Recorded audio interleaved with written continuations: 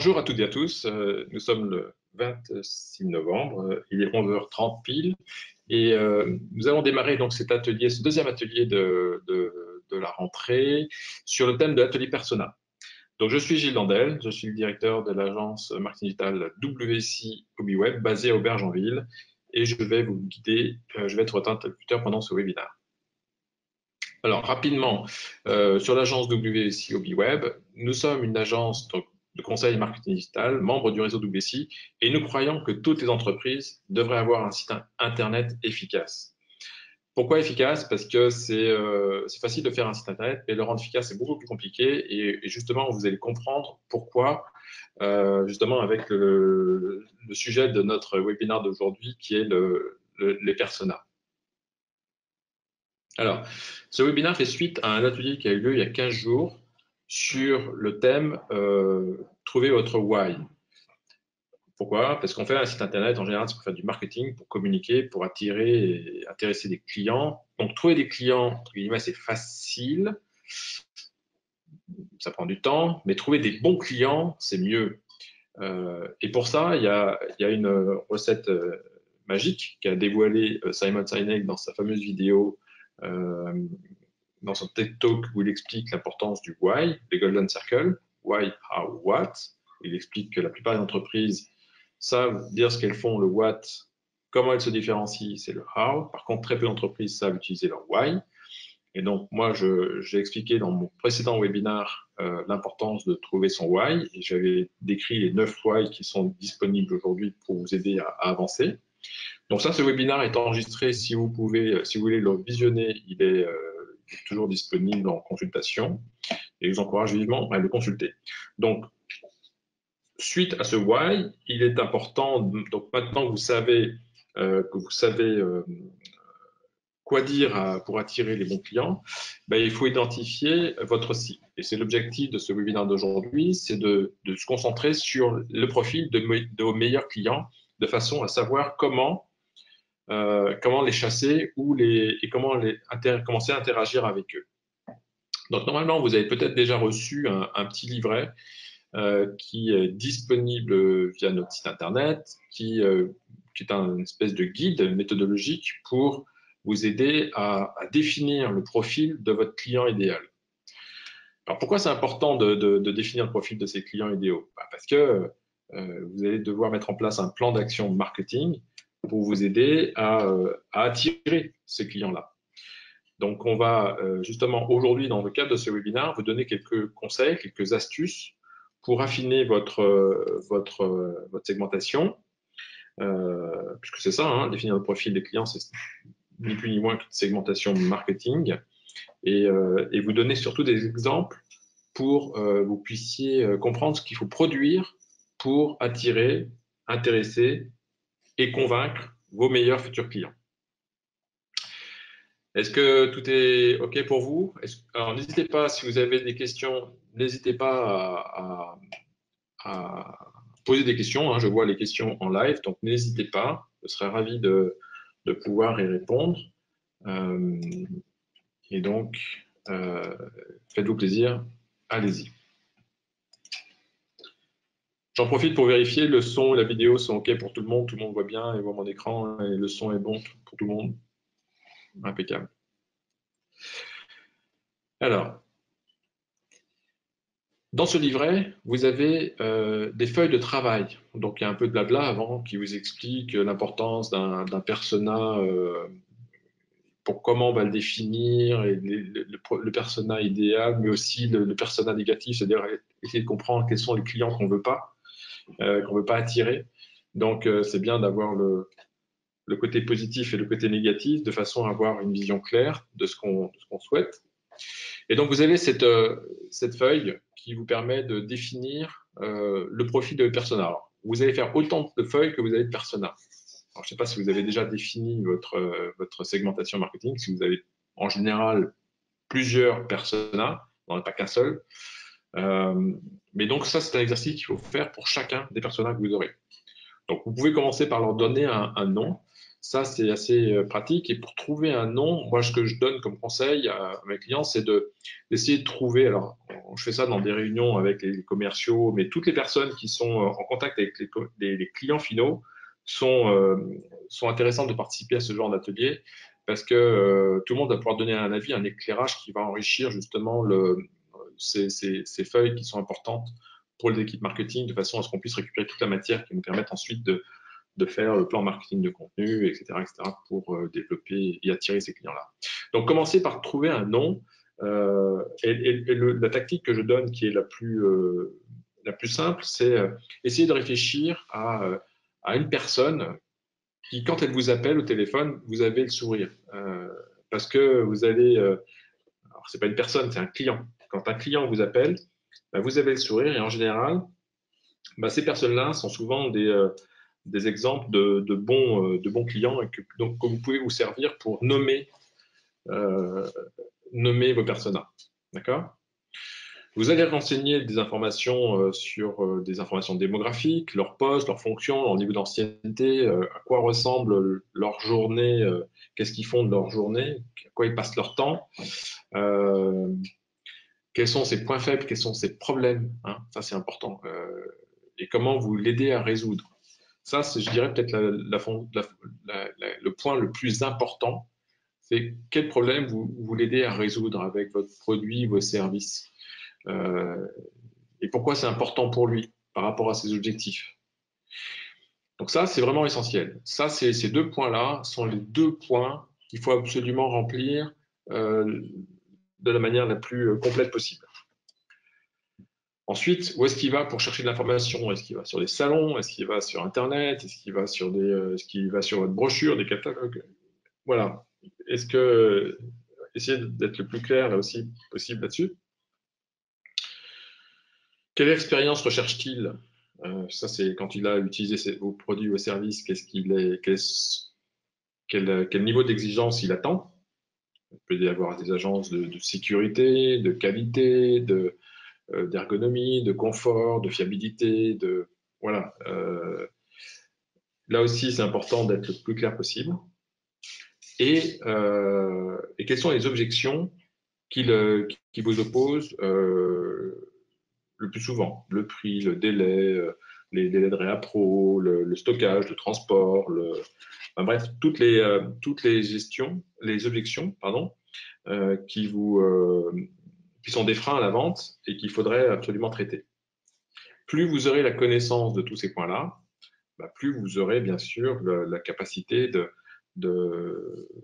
vous préparer à répondre et clarifier toutes les zones d'ombre qui ont besoin d'être résolues pour que le client prenne la bonne décision. Voilà. Donc ça, encore une fois, il faut remplir cette feuille avec le regard de votre meilleur client. Pas des mauvais. On a tous des bons, des moins bons clients, parfois même des mauvais. Donc, essayez vraiment de vous projeter en vous disant, bah, par rapport à mon meilleur client, voilà les questions qu'il me pose ou les problèmes qu'il cherche à résoudre. Et pourquoi c'est important pour lui. Voilà. Donc ça, tous ces points-là sont des choses qui sont vraiment importantes. Et une fois qu'on a fait la synthèse de tout ça, eh ben, les équipes marketing vont pouvoir travailler, et réfléchir et préparer un ensemble d'outils qui vont vous aider à attirer, intéresser et convaincre les bons clients. Voilà. Parce qu'encore une fois, aujourd'hui, ça c'est un slide qui vient de chez Google, c'est qu'en fait, les clients, c'est une bête étrange, et cette bête étrange, elle se renseigne beaucoup sur Internet. Et en fait, Google, ce que nous dit Google, c'est que le client, il va de plus en plus et de plus en plus souvent se renseigner sur Internet avant de prendre sa décision. Et en fait, le parcours d'achat du client, il se décompose en trois grandes étapes. La première étape, c'est la prise de conscience. C'est là où il se dit, bah tiens, j'ai un problème, comment je fais pour le résoudre? Comment font les autres pour résoudre ce genre de problème? Donc, ce qu'on appelle la phase de prise de conscience. Dans cette phase-là, le client, il recherche une information neutre. Il ne cherche pas encore un produit. Il cherche à comprendre s'il y a des solutions pour l'aider à résoudre son problème. Et donc, c'est important d'être visible à ce moment-là et de fournir au client une information tout à fait. On ne parle pas encore de produit. Le client, il n'est pas dans une phase d'achat. Il est là pour se renseigner, prendre conscience de son problème. D'accord? La seconde étape, c'est la phase d'intérêt. Là, maintenant, le client, il a compris, il sait qu'il a, un problème, il sait qu'il y a des solutions qui existent sur le marché, qui peuvent l'aider à résoudre son problème.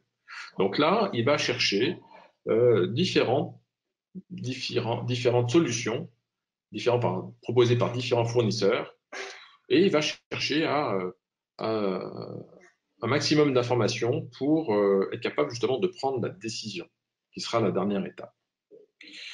Et donc, on s'aperçoit, et ça, c'est ce que Google nous dit, c'est que quel que soit le secteur d'activité de votre client, qu'il soit en B2B, B2C, B2, ce que vous voulez, en fait, les gens vont sur Internet et ils vont se renseigner via des publicités en ligne qui vont les aider à trouver des informations.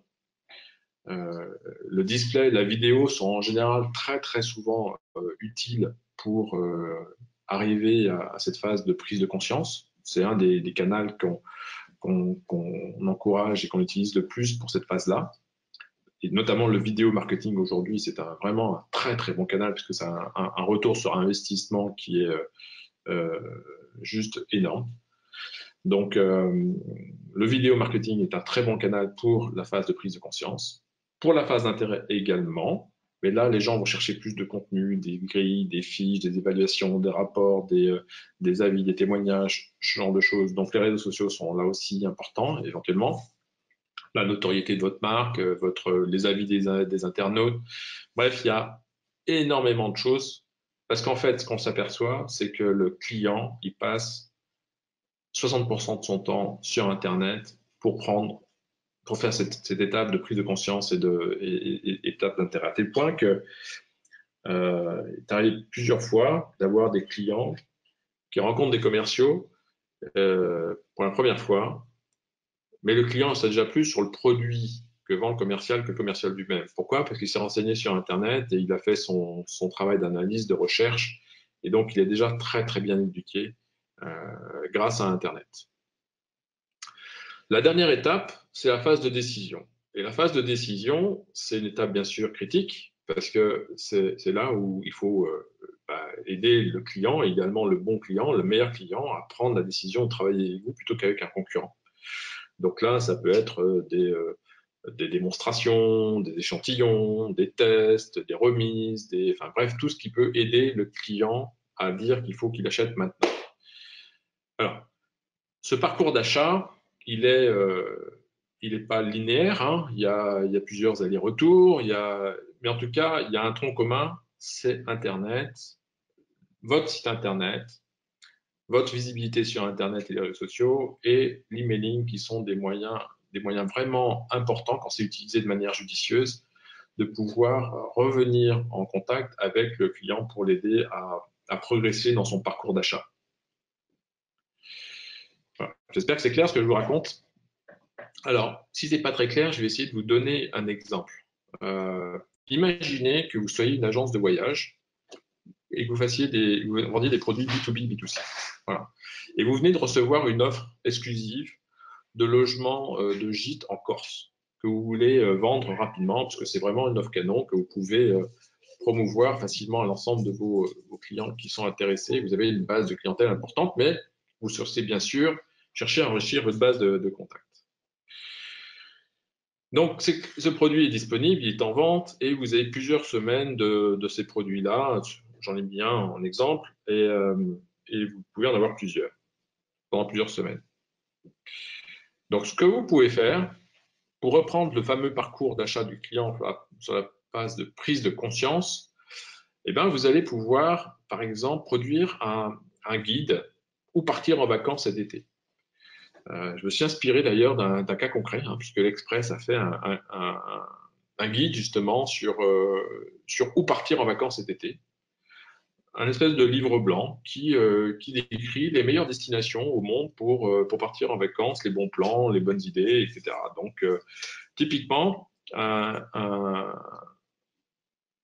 ouvrage, un petit guide qu'on a envie de recevoir parce que ça peut nous donner des idées. Donc, il faut bien sûr le faire connaître, ce guide. Il faut qu'on arrive à se rendre visible auprès des gens qui se posent la question de où partir en vacances cet été. Et vous pouvez le faire vous-même sur Internet. Vous tapez où partir en vacances cet été et vous allez avoir plein de guides qui vont vous apparaître, où tout le monde va bien sûr essayer de capter quoi? Votre nom, votre prénom et au moins votre adresse email. Pourquoi? Parce qu'une fois que vous avez récupéré l'adresse email de la personne, ben vous êtes capable de revenir vers lui pour lui pousser plus d'informations. Et si on utilise des outils un peu magiques de marketing automation, dont je vous parlerai un peu à la fin, à partir du moment où la personne s'est identifiée, bah, la plateforme de marketing automation va automatiquement enregistrer toutes les informations que cette personne-là en particulier, son parcours de visite sur le site. Tout va être tracé, stocké, et on va être capable de faire des analyses par la suite pour savoir qu'est-ce qui intéresse le plus la personne sur notre site. C'est vraiment une information importante. Il faut comprendre, c'est qu'avec les outils bien configurés, on est capable de comprendre, sans que le client nous dise, quelles sont les zones qui peuvent l'intéresser. C'est magique. Grâce à ça, vous allez être capable de dire que cette personne est allée intéressée par... on s'est aperçu qu'il a passé beaucoup de temps sur les pages qui parlent de la Corse sur votre site. Comme il a passé beaucoup de temps sur ces pages-là, qu'est-ce qui vous empêche de lui envoyer un autre guide? Mais là, vous lui poussez directement par mail en disant cher client ou cher prospect, cher prénom, nom, comme on le fait maintenant, pour personnaliser les emails. La Corse est une destination magnifique et ça peut être un endroit magique pour partir en vacances. On vient de produire un guide spécifique sur la Corse où vous allez pouvoir choisir vos prochaines vacances à des tarifs très avantageux. Est-ce que vous seriez d'accord pour recevoir ce guide spécial sur la Corse en échange d'informations un peu plus complètes que celles que vous m'avez déjà données, puisque vous m'avez déjà donné votre nom, prénom, votre email, ça je vous connais. Maintenant, j'aimerais savoir, est-ce que vous êtes plutôt mer ou montagne? Est-ce que vous êtes plutôt partant pour aller sur un gîte, un camping, un hôtel? Quel type d'hébergement vous souhaitez? Ou alors, est-ce que où est-ce que vous partez solo, en couple, en famille? Est-ce que vous pouvez m'en dire un peu plus sur vous? Donc, grâce à ces informations, la personne va remplir ce formulaire s'il souhaite recevoir ce guide. Et comme on aura bien mis en avant ce guide à travers une magnifique landing page, il va pouvoir recevoir ce guide en complétant ce questionnaire.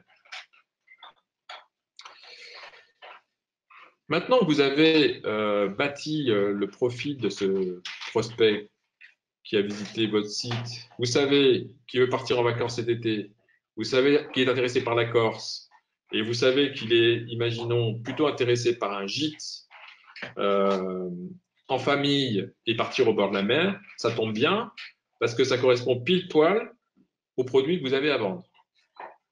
Et donc là, on arrive dans la phase de décision, puisque vous pouvez envoyer par email à cette personne en disant, et cette personne seulement, celle qui a dit, moi je suis intéressé par les gîtes au bord de la mer en Corse pour partir en vacances cet été, vous pouvez envoyer à cette personne-là et à cette personne-là, enfin, ouais, l'ensemble des personnes qui ont ce profil-là, l'email en disant, on a une offre spéciale qui est disponible maintenant, un tarif canon que vous ne pouvez pas refuser, mais dépêchez-vous parce qu'il n'y en aura pas beaucoup, il n'y en aura pas pour tout le monde. Et donc là, vous avez la chance de vendre votre produit de manière beaucoup plus efficace que si vous aviez essayé de vendre votre produit en envoyant un email à votre base de contact sans savoir exactement qui est intéressé par quoi. Donc ça, c'est un exemple concret de comment j'utilise mes personas et comment j'utilise le parcours d'achat de mon client et je capture des informations au fur et à mesure du parcours d'achat de mon client pour pouvoir le faire progresser et l'emmener vers le produit qui correspond à son besoin.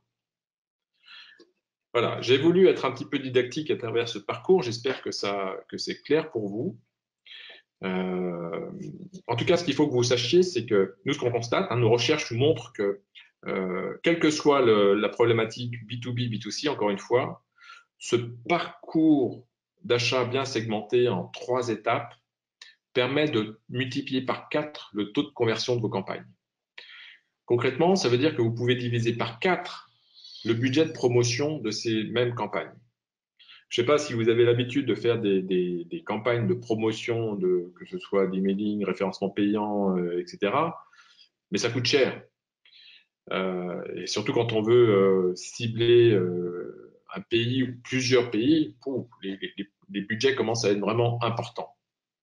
Donc on a eu la chance de travailler pour des grosses campagnes, et clairement, mais aussi pour des campagnes beaucoup plus restreintes. Et vous comprenez bien que plus on sait finement qui on cherche à attirer, moins ça va coûter cher. Donc, je vous encourage vivement à intégrer cette approche persona dans votre plan d'action marketing digital, puisque c'est un moyen très efficace pour vous aider à optimiser vos résultats.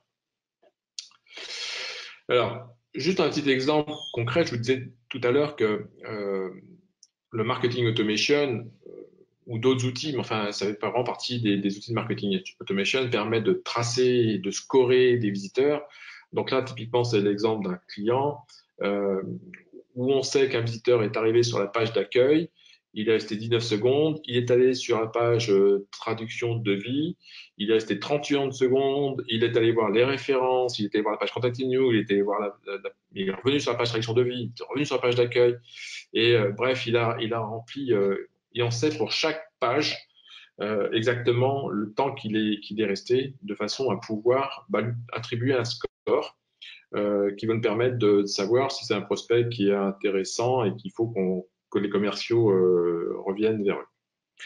Donc ça, c'est un des outils qu'on met en place chez les clients. On en a plusieurs à proposer. On utilise bien sûr, on est partenaire d'HubSpot, qui est aujourd'hui un des meilleurs outils pour faire ce genre de choses, mais on en a d'autres qui sont adaptés en fonction des budgets de nos clients.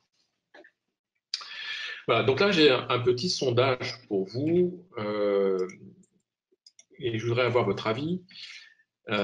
D'après vous, combien vous pensez avoir de personas dans votre entreprise? Est-ce que vous avez déjà une idée sur le nombre de personas que vous avez? Donc, je vais vous laisser quelques secondes.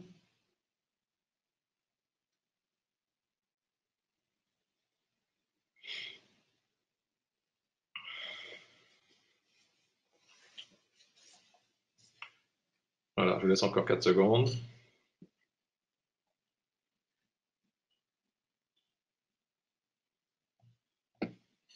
Il y en a encore qui votent. Il y en a qui réfléchissent. Okay. Bon, vous êtes 73% à avoir voté. Je vais partager les résultats avec vous. Donc, vous êtes la majorité pensait avoir entre 2 et 4 personas. Un nombre important pense en avoir 38%, et il y en a encore qui ne savent pas s'ils ont des personas ou pas. Bon, donc écoutez, c'est pas grave. En tout cas, j'espère que ce webinaire va vous aider à prendre conscience de l'importance de ce genre de choses. Voilà. Donc, on va revenir sur ma présentation. Voilà. Et donc là, je voudrais prendre un petit peu de temps, savoir si vous avez des questions. N'hésitez pas. Je serais ravi vraiment d'avoir vos questions pour pouvoir peut-être répondre en live. Est-ce que Daniel, Philippe, Dominique, Nicolas ou d'autres, vous avez des questions peut-être vous souhaiteriez qu'on traite? Je vous laisse le temps de rédiger vos questions.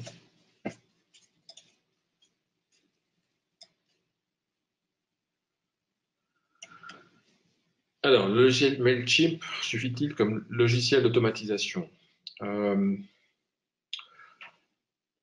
Alors, c'est intéressant, Brice.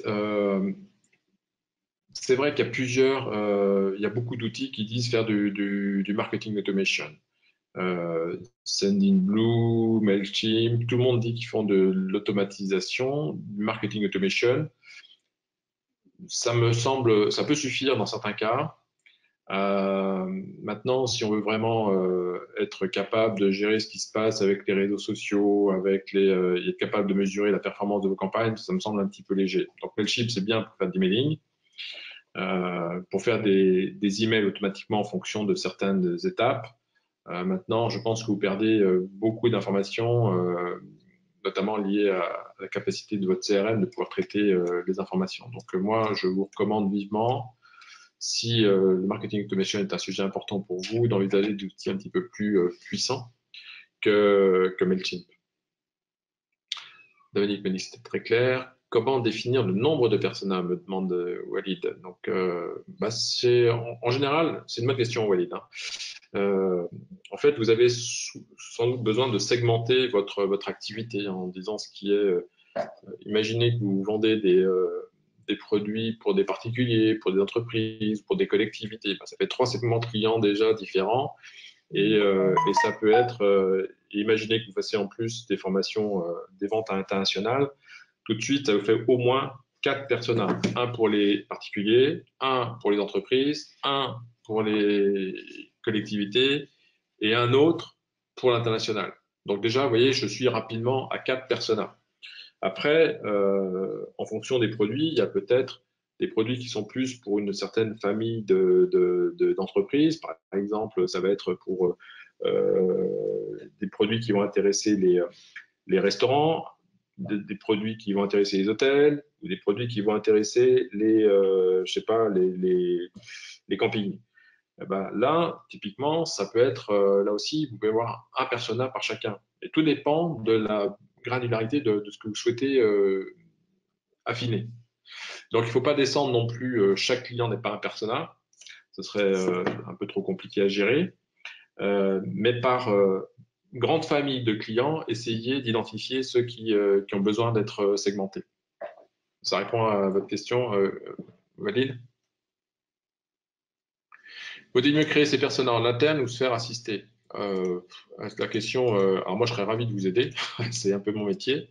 Maintenant, vous pouvez le faire vous-même tout seul. C'est vrai que le regard extérieur d'un consultant qui viendrait vous aider va vous aider à vous poser les bonnes questions et en toute objectivité parce qu'il va avoir un regard neuf et vous aider à vous poser les bonnes questions. Donc, il n'y a pas de réponse toute faite. Si vous pensez capable de gérer, le faire vous-même, allez-y. Est-ce que maintenant, si vous avez besoin d'un regard, si vous pensez que vous avez besoin d'un regard extérieur, que ça aurait une vraie valeur ajoutée, n'hésitez pas. Est-ce que c'est, alors il y a Walid qui dit, est-ce que c'est par rapport au parcours? Non, le parcours, non. Le parcours seront définis une fois qu'on a défini les personas. Donc la première chose à faire, c'est définir les personas, et ensuite par persona, définir leur parcours d'achat et comprendre pour chaque persona qu'est-ce qu'il va falloir produire pour les attirer, les intéresser et les convaincre. Donc c'est pour ça que c'est un atelier un petit peu, c'est pas forcément simple, et c'est vrai que, comme le disait Philippe, ça peut être intéressant de vous faire aider. Ok, très bien, je vais reprendre le déroulé parce qu'il me reste quelques secondes. Juste pour vous dire que, alors c'est un petit pavé dans la mare, je viens de vous parler de l'importance des personas. Et en fait, il y a déjà une autre tactique qui est en train de se développer, qui a pour but, soi-disant, de concurrencer les personas. Ça s'appelle les JTBD. JTBD pour Job to be done.